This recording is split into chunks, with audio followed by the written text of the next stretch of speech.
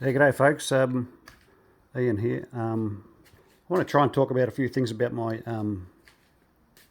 what I want to do on YouTube. It's about basically keeping up with industry issues, and it's also hopefully going to be a place where people can come, especially new people to bricklaying in Australia, can come and maybe gain some free information on Australian standards and how we lay bricks here and keeping the standards up.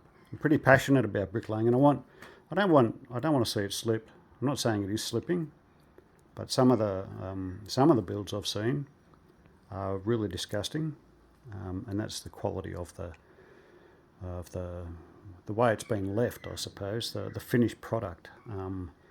Anyhow, I'll get into that. Also, want to talk about line putties. So there's got to be brickies out there that are 40, 50 that have never really been exposed to line mortars and line putties. I want to talk about that and show you heaps of stuff on that. And there's mortar matching stuff, matching mortars. I want to talk about that. Obviously, that's my business. But it's not what YouTube's going to be about. It's going to be about just sharing information and getting something going here in Australia. There's a lot of stuff on YouTube, but not much Aussie stuff. There's Pommy stuff and stuff from America. But I'd like to get some good Aussie stuff going. Yeah, so I've got a fair bit of information on line mortars. I've also got a lot of information on, your standard bricklaying and using oxides and stuff like that. I've got, mortar matching stuff. I've got a lot of information on the different sands available in Australia and Melbourne, and I've done a lot of research on their clay content and their silt content. This is amazing. This gets everything 75 microns and under, gets that out of the sands. Anything that's 75 microns or under in a bricky sand is going to be silt and clay. Yeah, so that I've done a lot of research with that, and that's been awesome. I also do a lot of weighing, really precise stuff with this little puppy here. This measures stuff in 0.1 of a gram. So we'll go into that. With the oxides, you're usually using oxide to cement ratios. So there's a lot of stuff I can talk about with this. You watch this scale. This is an amazing little scale. It'll pick up the pressure from my breath. You watch. I'm just blowing softly there. So that's been a great little purchase, that one, as well as the sieve. I'll just show you a bit more about the sieve. It's not just a cheap sieve you get from anywhere. It's a laboratory, it's quality certified. It's from London. It's very precise. It's the real deal. It's and that was expensive also. As I said, I've got a lot of stuff on sands. That's yellow bricky sand, but I've washed the clay and the silt out, so now it's a washed yellow. So it was bricky sand, now it's a washed yellow sand. That was bricky sand, orange, and now it's a washed orange sand. So we can use all this sort of stuff in lime mortars, and that's one you can buy. That's kiln dried sand. So particles in that. So I'll talk about particle sizes, etc., and how that relates to the workability of your mud also.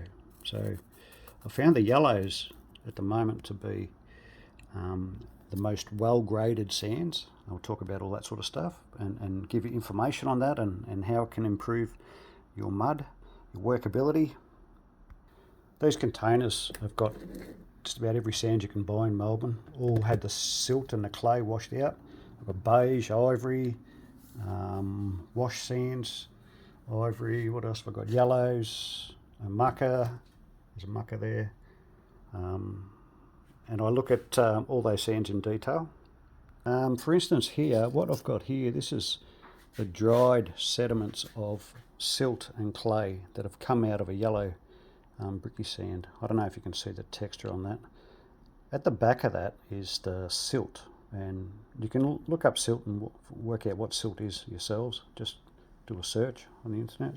And on the front surface is the clay. It's nice and soft and shiny. That there came out of about 300 grams. I've got exact figures somewhere. 300 grams of yellow bricky sand. Yeah. So a lot of people would say that's all clay. It's not. It's clay and silt. And the biggest portion of that, I'd have to give you some photographs. Yeah, the biggest portion of that is silt. When I look at that with my 10 times magnifier, can you see that 10 times written on there? It's a 10 times magnifier. Anyhow, can't see it, I don't think. That's 3 times. When we look at all this stuff through these, I can see that the clay layer is thinner than the silt layer. Anyhow, we can talk about all stuff like that. So these are all the things I want to talk about on my YouTube channel in Australia, in Melbourne, Australia-wide, and make it relative to what's going on here in Australia. And we can talk about accuracy with everything. I do everything by very accurate measuring, yeah, by volume and by weight with that that scale over there. And I can do all sorts of stuff with our sands, with the sieves. And I'm not saying I'm great. What I'm saying is I can share all this information with all Aussie brickies. It doesn't matter what your nationality. It's just something I want to do. I can do it because I'm slowing down a bit, but I love bricklaying. I was involved in a TAFE for about 10 years. I got out of the TAFE for a couple of reasons. I wasn't enjoying it anymore. I didn't like its direction, but I won't go into that. You know, I studied the Building Code of Australia, the BCA, and you know, now we're working with the NCC. We can talk about all that sort of stuff, strand standards, strand expectations, and so on. So there's lime mortars we can talk about, and there's a thing going around, it's called NHL, natural hydraulic limes, and they come in a 5, a number 5, a number 3.5, and a number 2. They've got different strengths. It's not pure lime because it's got a few other additives in it, and we can talk about all that sort of stuff and get to understand it. We can go into a bit of detail about different mortars and different textures of mortars, and how the colours vary when it's either rubbed with a jointer or struck with a trowel versus cut flush. The colour changes. The colour's more real when it's just cut off, or let's say raked out. I know raking out doesn't happen anymore, but when you have a surface exposed like that, you get real colour. Here, when you're putting a struck trowel or a jointer over it, you're getting all the fines coming to the top, and you're not getting a true representation of the colour. And that's okay, but you know, we can talk about all that sort of stuff. I've made samples before where I've let it dry to, you know, what you would do in a real site, and then run a roll jointer through it, just to show you the different colours that happen and different textures you end up with. So we can talk about all that stuff. There's my white bed joint. Made that one. This is an example of my natural colours, no oxide. This one's 50-50. I've got 2 different sands blended, and I've got different cements through there, all natural. I should be filming outside, but a lot of my filming's been done outside, and I thought I'll try and keep this a bit more compact, a bit quicker. So I sort of set up a few things so I'm not talking for too long and boring everyone. We can talk about oxides and tuck pointing, all that sort of stuff. These have been handy for working with oxides and doing tuck pointing. That's an NHL, that's a 3.5. Oh, it's empty. Iron sulfate, we can talk about that with lime mortars and what it does to the colour. Fine wash sand, dried. I like to dry it out before I put it with any lime putty. We'll have sessions on oxides, various oxides you can use. You know, you've got your standard reds and oxides, browns and blacks, and Dulux have actually got an oxide out now, and it's a bit different than your standard normal oxide, and we can go into detail about that. Some break down with water, and some have to be mixed in dry, and then they bind to the cement once it's wet. We'll go into a lot of detail about that if you want to. Just here, I've got some leftovers from a tuck pointing repair job I did. Just different colours I needed to get. That's oxide and water and lime.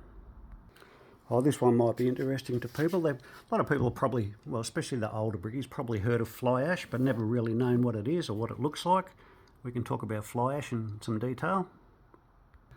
This stuff over here, I think, is just waterproofers, and there might be a plasticizer or two, acid mixers, hydrochloric acid. That's pretty standard stuff, but we can talk about all that in detail if you want to. Just got to let me know what we want to talk about. This is just a little board I made that's used for tuck pointing, usually for the perps or difficult to get out areas. So we can look at making our own little tools. That's really common in tuck pointing, making your own tools and boards. We can talk about the Rolling Stones if you like. I love the Rolling Stones, best band ever. That's showing my age. I was born in '64. I love the Stones. We can talk about Canara heaters. Look at this old school one. This was my mum's from Gippsland. Went down and picked it up. Built a little hearth in my garage here. We can talk about how to install them in your garage if you want to. Yeah, so basically half of my shed is just set up for bricklaying, mortar matching and lime mortar, working with lime mortars. This tub here has got lime putty in it. I'll open the lid up and we'll have a look at that. So lime putties need to be in an airtight container. This is a waterproof container. An airtight container with a layer of water over it to stop it from beginning to set. So there it is with the lid off. I've been playing around, doing a couple of videos the last few days. It's got about